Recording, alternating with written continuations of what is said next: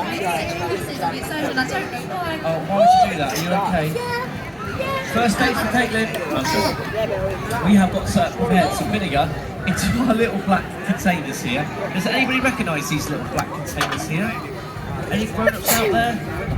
Film canisters, yeah, from the home video. Remember that? Back in day. Now, a bit like the first experiment, the vinegar acts as our acid, and we need an alkali for our chemical reaction. And this comes in the form of bicarbonate of soda. Have anybody heard of that before? Yeah? Anybody know what it's used for?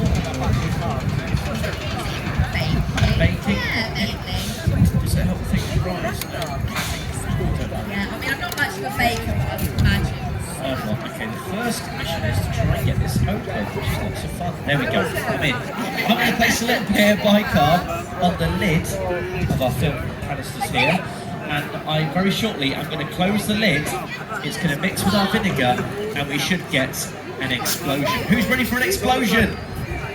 I hope this works, Caitlin. I hope it works. We've got to be very quick here, because the chemical reaction, both the vinegar and the bicarb, react super duper quick. Yeah. So I'm going to close the lid, shake it, step back, and we should get an explosion. Boys and girls, are we ready? Caitlin, are you ready? I'm ready. Principal, are you ready? I'm ready. I think we need a countdown. We do need a countdown. Boys and girls, get ready to count down from 5, 4, 3, 2, 1. Quickly, Professor Paul. Jesus. Mary, Joseph. Well done. I mean, I don't know where the lid's went, but I mean, you got out way quick.